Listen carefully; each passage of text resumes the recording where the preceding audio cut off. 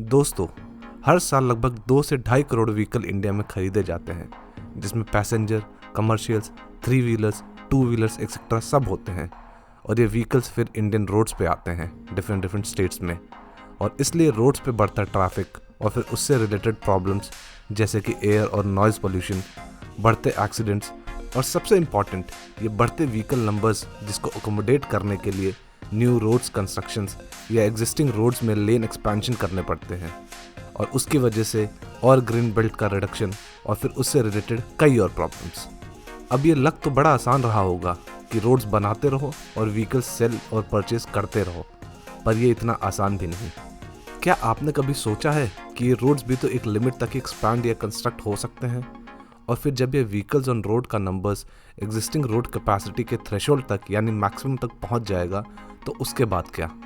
और इससे भी इम्पॉर्टेंट, क्या जिस रेट से न्यू व्हीकल्स रोड में आ रहे हैं उसी रेट से रोड एक्सपेंशन हो भी रहा है? और फिर फाइनली ये रोड एक्सपेंशन और रोड कैपेसिटी की मैक्सिमम लिमिट क्या है, और फिर उस लिमिट के बाद क्या होगा? तो दोस्तों, आज की इस वीडियो में हम यही सब समझने की कोशिश करेंगे वन बाय वन। तो आगे बढ़ने से पहले मेरे इस चैनल को ज़रूर सब्सक्राइब कर लें और वीडियो को लाइक और शेयर भी करें, ताकि बाकियों तक भी ये इन्फॉर्मेशन पहुंच सके। तो आइए अब शुरू करते हैं। दोस्तों, आइए सबसे पहले ये समझते हैं कि रोड की कैपेसिटी क्या होती है और कोई भी रोड कितने नंबर ऑफ व्हीकल्स को अकोमोडेट कर सकता है। तो दोस्तों, पहले तो आपको ये समझना पड़ेगा कि कैपेसिटी और फ्लो रेट में क्या डिफरेंस होता है, ताकि आप आगे कंफ्यूज ना हो। तो फ्लो रेट का मतलब होता है किसी भी टाइम फ्रेम में नंबर ऑफ व्हीकल जो कि एक पर्टिकुलर पॉइंट या सेक्शन से पास होते हैं, ये टाइम के हिसाब से एक ही पॉइंट पे डिफरेंट हो सकता है। मतलब flow rate can change as per the time slot. But वहीं कैपेसिटी का मतलब होता है maximum number of vehicles passing through a point in a definite time frame. तो एक पॉइंट या सेक्शन का कैपेसिटी या मैक्सिमम कैपेसिटी फिक्स होता है और ये टाइम के साथ चेंज नहीं होता, और जनरली ये टाइम फ्रेम 15 सेकेंड्स का होता है, और इसी को हम मैक्सिमम कैपेसिटी दैट रोड और सेक्शन कैन अकोमोडेट बोलते हैं। तो इसका सीधा सा मतलब हुआ कि रोड की मैक्सिमम कैपेसिटी तो फिक्स है नंबर ऑफ व्हीकल अकोमोडेट करने के लिए। तो फिर इसके आगे क्या? तो दोस्तों, इसके आगे ट्रैफिक जैम, सिटी का ट्रांसपोर्ट सिस्टम चोक होना और फिर फाइनली कोलैप्स कर जाना। लेकिन अगर आप भी यही सोच रहे हैं कि हमारे सिटी जैसे कि दिल्ली, बैंगलोर, मुंबई में ट्रैफिक जैम का भी यही रीज़न है कि रोड्स अपने मैक्सिमम कैपेसिटी रीच कर गए हैं, तो अभी ऐसा नहीं है, क्योंकि ट्रैफिक जैम के और भी रीजंस हैं, जैसे कि रोड जियोमेट्री, मतलब कि रोड्स के बेंड कितने स्टीप और कर्व हैं, कितने फ्लाईओवर और अंडरपासेस हैं, और जैसा कि आपने भी देखा होगा कि फ्लाईओवर पे चढ़ते और उतरते वक्त जब मर्ज या डाइवर्ज करना होता है तो वो सर्कुलर या रिंग फॉर्म के रोड्स बनाकर करते हैं, ना कि डायरेक्ट, ताकि फ्लो रेट ना ख़राब हो और ट्रैफिक ना क्रिएट हो, जिससे कि रोड्स की मैक्सिमम कैपेसिटी यूटिलाइजेशन हो सके। सेकंड, ट्रैफिक साइंस, जैसे कि traffic lights, speed limit signages etcetera, जिससे बेसिकली फ्लो रेट पे कंट्रोल रखा जाता है, बट कई बार ये ट्रैफिक जाम का भी रीज़न बन जाते हैं। Third, vehicle mix and weather conditions, road पे कितने वैरायटी के व्हीकल हैं, जैसे कि heavy vehicle, light vehicle etcetera, because इन सब का रनिंग स्पीड अलग होता है और इससे फ्लो रेट भी अलग हो जाता है। और ऐसा ही कुछ वेदर की वजह से भी होता है, जैसे कि रेनी सीजन में due to water logging etcetera vehicles की स्पीड और फ्लो रेट अफेक्ट होते हैं और ट्रैफिक जैम्स क्रिएट होते हैं। Fourth, driving style, road accidents etcetera, कई स्लो ड्राइव करना पसंद करते हैं तो कई फास्ट। ऐसे ही अगर रोड पे कोई एक्सीडेंट हो गया हो तो ये सब रीज़न भी कंट्रीब्यूट करते हैं फ्लो रेट और इन टर्न ट्रैफिक जैम्स में।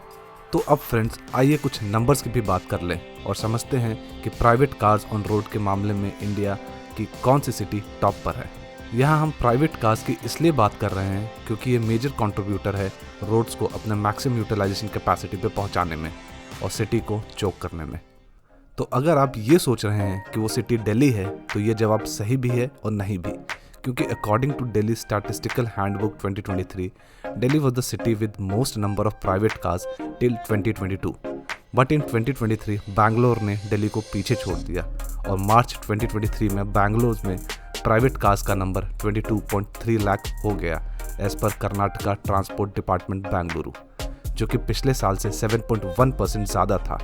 तो वहीं दिल्ली में ये नंबर 20.7 लाख का रहा, इन 2023 as per Delhi statistical handbook 2023, और ये नंबर पिछले साल से 38.8% कम हुए। दोस्तों, as per one of the prestigious real time traffic mapping agency Tom के ट्रैफिक इंडेक्स 2023 के अकॉर्डिंग, क्या आप जानते हैं कि वर्ल्ड की मोस्ट कंजेस्टेड सिटी कौन सी है?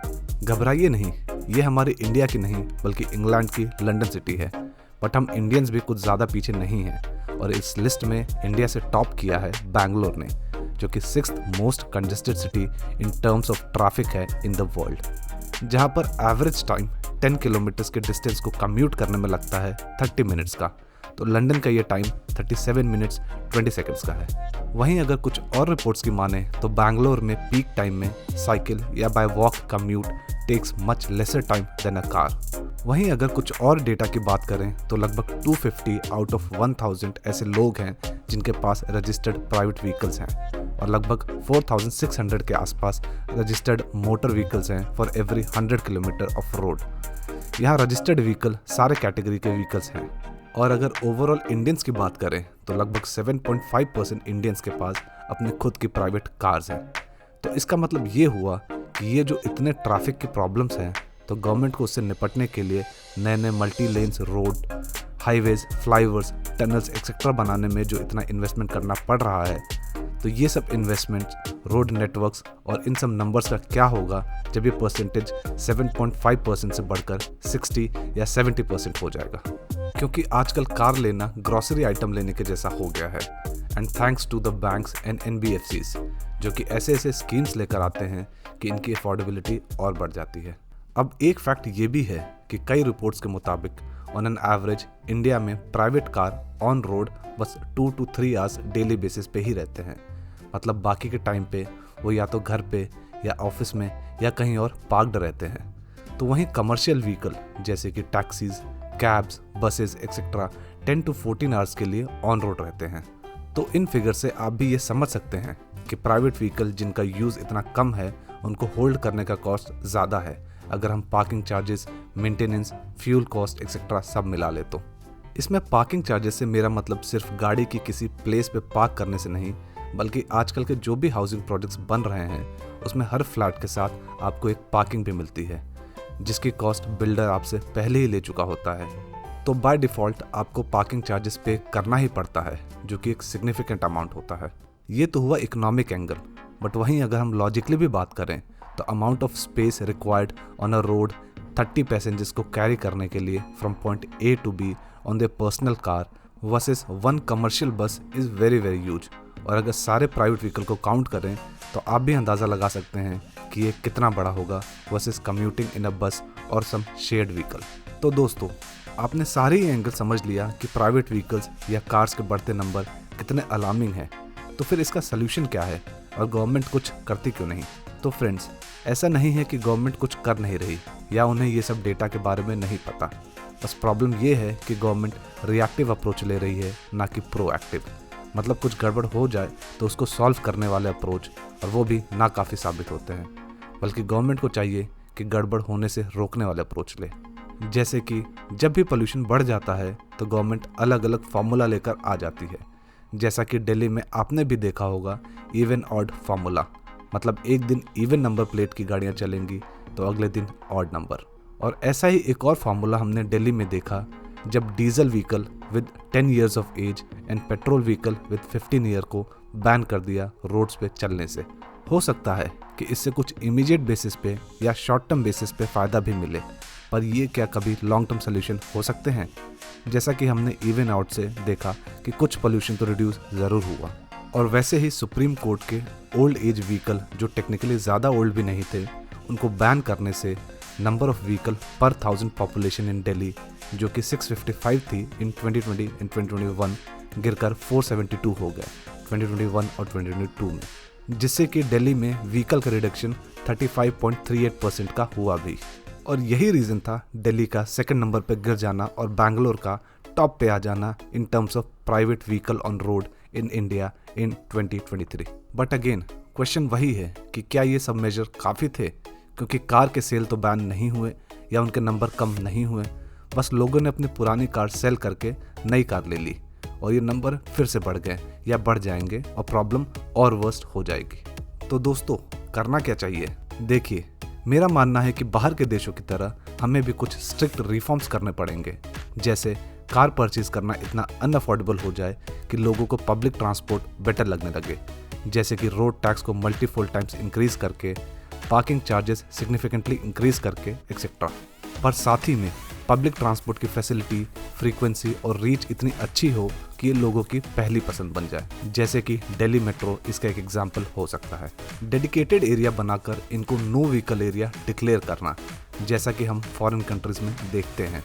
और इंडिया में सबसे बिजिएस्ट एरिया चांदनी चौक दिल्ली एक इसका लाइव एग्जाम्पल है कि कैसे पहले ये हमेशा जैम पैक्ड रहता था, बट अब नो व्हीकल जोन डिक्लेयर होने के बाद ये कैसा लगता है। लोगों को पब्लिक ट्रांसपोर्ट यूज करने पे इंसेंटिवाइज करना भी एक अच्छा ऑप्शन हो सकता है। और ऐसे ही बहुत सारे मेजर्स लिए जा सकते हैं जो कि स्लो होते हैं इम्प्लीमेंटेशन में, बट ये लॉन्ग टर्म में जरूर एक better city for living and commuting बनाएंगे। दोस्तों आपका क्या मानना है? क्या टाइम आ गया है कि हम अपने रोड्स के लोड और प्रेशर को कम करें और रिएक्टिव अप्रोच जैसे कि नए रोड्स और हाईवे बनाना जिससे कि हम बढ़ती गाड़ियों को अकोमोडेट कर सके, ना लेते हुए प्रोएक्टिव अप्रोच जिससे कि नंबर ऑफ व्हीकल को कम कर दिया जाए कुछ स्ट्रिक्ट रिफॉर्म्स लाकर, क्योंकि reactive approach long term success नहीं देता और हम कितने भी रोड्स बना लें ये एक ना एक दिन अपनी मैक्सिमम कैपेसिटी रीच कर ही लेंगे, जैसे जैसे व्हीकल ओनर की परसेंटेज 7.5% से बढ़ेगी और फिर हमारे सारे अरेंजमेंट चोक हो जाएंगे और सिस्टम कोलैप्स हो जाएगा। दोस्तों मुझे कमेंट में आप अपने थॉट्स ज़रूर शेयर करें कि आपका क्या मानना है, और वीडियो पसंद आए तो इसे लाइक और चैनल को सब्सक्राइब करना ना भूलें। Thank you friends for watching the video.